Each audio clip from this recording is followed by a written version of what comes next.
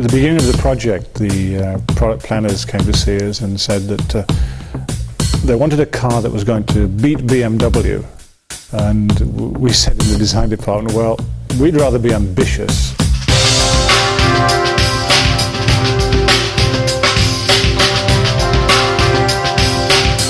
I remember the excitement from day one on this project. The potential for this car from a design point of view was fantastic. I think we all had in mind to create what would possibly be the most dynamic looking Volvo ever.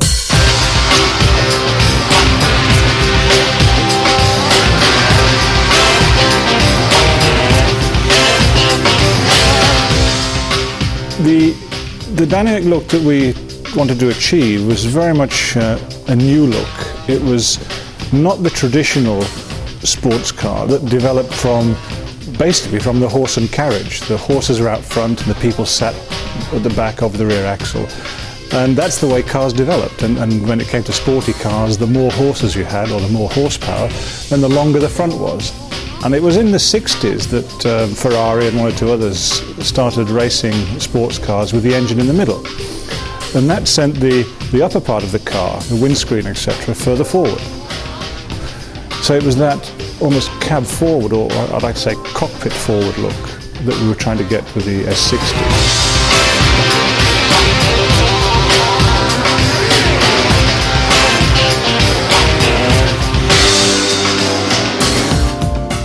With the new generation of Volvos, we've looked very much at our past, into our heritage.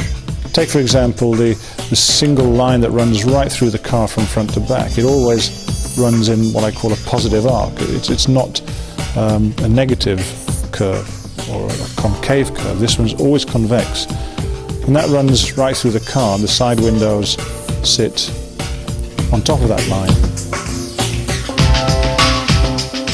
Looking down on the car, there's a very strong element in our Volvos, and the hood has a very strong, or the engine hood has a very strong V shape to it. If you look down the side of the S80 and the V70 and now the S60, there's a very strong shoulder sticking out from the bottom of the side windows, where other cars will, after the bottom of the side windows, will grow outwards and downwards, like Audis, BMWs, etc. We come straight out, and this is very, very unique for us.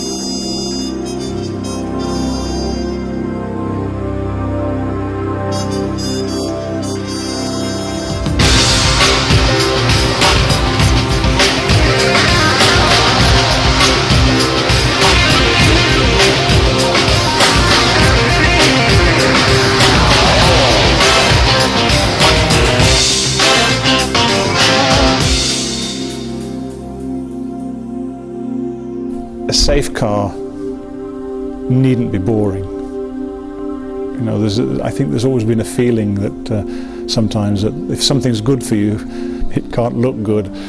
But I hope we've exploded that myth with this car.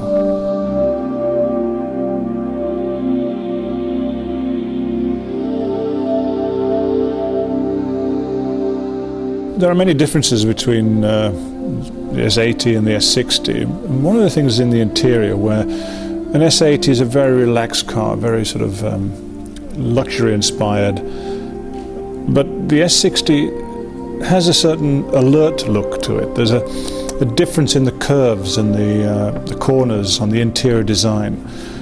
The curves are a lot flatter on the S60. The corners are sharper. It's taken very much from Swedish architecture, modern Swedish architecture. But at the same time, it creates a much more alert feeling. This is more drive me.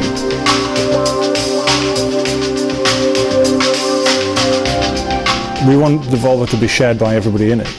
And where the instrument panel or the control area in the middle is angled towards the driver slightly, it's not all the way like some of the cars, which then cocoon the driver away from all the other occupants. In fact, makes the front seat passenger feel completely left out of it.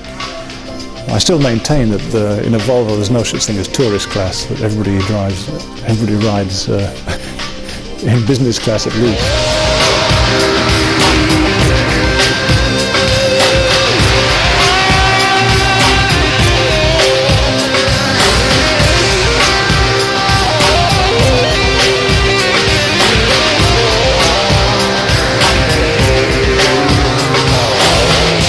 it never fails to give me a real kick whenever I see a car that was a sketch on a drawing board driving by. And when I saw this one, it looked even better than we imagined, better than I imagined anyway. I mean, that doesn't happen often.